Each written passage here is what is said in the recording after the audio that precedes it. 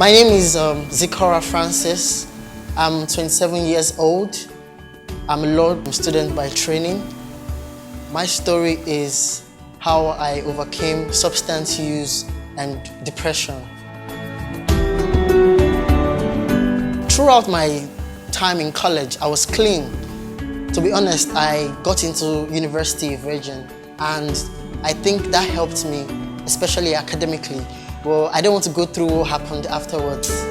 But coming out of school and coming into reality, coming to real life, I began to realize what manhood is all about, and the reality of accepting that status of manhood actually pushed me to what we call substance use. And not just use, I would actually like to enlighten that I actually abused it. And its effects on me is depression and a lot of other vices that came with my abuse of drugs. At one point, growing up as a young boy on the streets of Lagos, the truth is all the guys on the streets are actually into something. If you don't drink, you're a playboy, or you're the leader of one gang, or you're into drugs. So it's the reality of that stage. And I didn't like drinking because I didn't see it as something I could become, because my dad had issues with drinking. So that was like, seeing him, remembering him was a constant turn up for me. I really hate the bottle. So I think smoke was my next option, and I found myself there. Smoking or substance use, like every other addiction, starts out good. The truth is, those first few days, the trips, the hangover, the different euphoria that comes to your mind, you know, the first days of substance abuse is actually very, very nice. You feel yourself. But the truth is, constantly, just like a dog that goes back to its vomit, you will find yourself going back to those things you said you will never do again. The problem about substance abuse and its effect is actually how much it takes from you. Most of us are not aware. We only see it from maybe the financial aspects, that it takes money from your pocket, which is true. But apart from the financial woes, it also actually affects your mental state. I became an avalanche of procrastination. I started to procrastinate. Things I think I will do today, I will say I will do tomorrow. It really, really started to take a toll on my duty post. I was really not available, but I was there, standing right there. My family could see me, my classmates could see me, but most of the time I'm lost. I'm in euphoria. I'm not in existence at that point, because the substance have actually had contact with my memory and with my mind. And you know, sometimes I begin to imagine a future that I might never attain. I remember how many times I've seen myself in the White House, sitting in my classroom. Sometimes I might be talking to Buhari, whereas I don't even have transport to go to Abuja. So this is the effect of substance abuse on my mind. My family, okay, I'll be particular about my mom because she's my special someone. The truth is, as a mother, you would feel like you can predict your kids. Growing up, you can, when you hear like you have 3 sons, like my mom has 3 amazing sons, and they come to you and say the police has arrested one of your sons. As a mother, you feel like in your heart you can say, okay, it's Obi. Obi is very aggressive. Obi is the one police has arrested. Or maybe somebody will say, one of your sons got somebody pregnant. My mom knows that, okay, it will be Zico. That's me, you know. But she never, ever predicted that me, of all people, would ever be addicted to substance, because growing up as a young boy, I was the special son. I was the pastor of the house. I was the prayer warrior. I was the one everybody was looking up to as someone who would carry up the morals of the family. But far from it, you know, her first reaction was to shout, "Blood of Jesus!" when she saw me smoke coming out of my mouth. And she didn't even see me as somebody who was trying to learn. I was already a professional. And, you know, it brought up a series of prayers. Sometimes she would come to my room, knock, we must pray, you know. She saw it as a spiritual thing. For my siblings, I believe they just had a nonchalant attitude because everybody had something they're hiding too. So and we're all old enough, so I guess they just want me to battle with my demon. And deep in their hearts, they were praying for me to come out of it. Really, really deep in their heart, because I used to be somebody who had a lot of extra cash. I'm that kind of brother you can call for data or for 1,000 or 2K, you know, but because of my abuse, my use, all my extra change, they noticed that Zico doesn't used to have money like before. Zico is always begging and stealing and taking our own loose change, you know. It began to bring a lot of conflict. I had to wake up to that reality and stop that nonsense. As for my friends, the truth is, the devil is after your influence. The devil is after your influence. There are a lot of people watching you, idolizing you, monitoring you from a distance that you don't have any idea of. When I started to use, or I would say abuse, substance, some of my friends didn't take interest.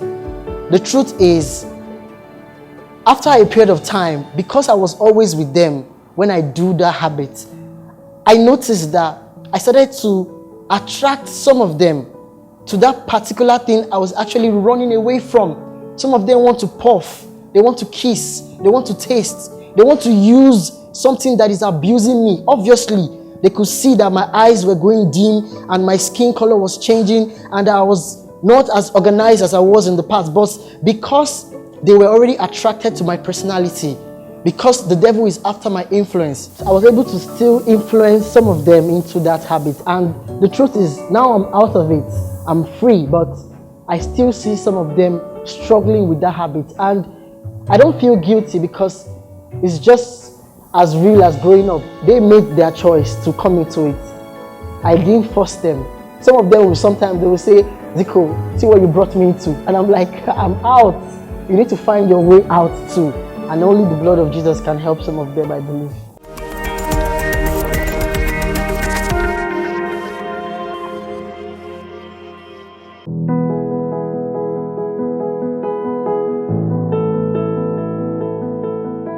My process of rehabilitation actually came one day. I was alone, all by myself, and that's epiphany, that sudden realization that I was actually growing older and actually wasting my time at the wishing wells of life, hoping for things I can never achieve without hard work and determination. I got to that point on my 27th birthday, and I made a desperate and a deliberate decision to break myself off from substance use. My rehabilitation process was a very tedious one. I had to get self-help. I would advise that if you're trying to break away from substance use, the first thing you need to do is to disassociate yourself from people who bring those substances into your life. Your friends, your neighbors, your colleagues. It's a pattern. Once you break away from that pattern, it will be hard for them to find you. So I started to use books. I used tapes on YouTube, a lot of preaching, a lot of, self-admonition, trying to remind myself of who I used to be before I actually started using anything, and who I can be when I stop using. The truth about depression is it's not on your status. It's not on your timeline. Nobody is posting about it.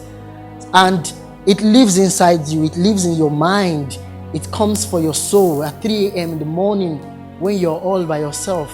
And my journey through depression actually started when I started to compare myself with other people. The truth is, there's something about us as humans.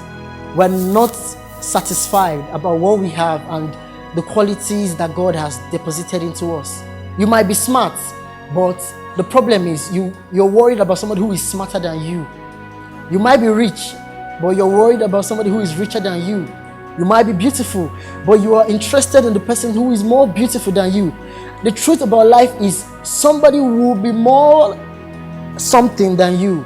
Somebody out there will be more smart, more creative, more ambidextrous than you. You just have to get to the point where you accept your reality and love yourself. So I will say the last line, love yourself.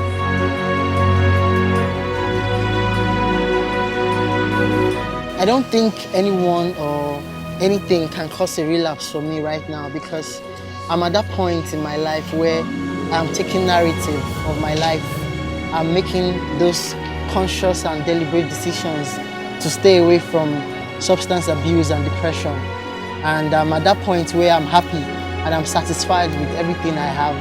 And I don't think I would like to go back to my vomit. I'm not a dog.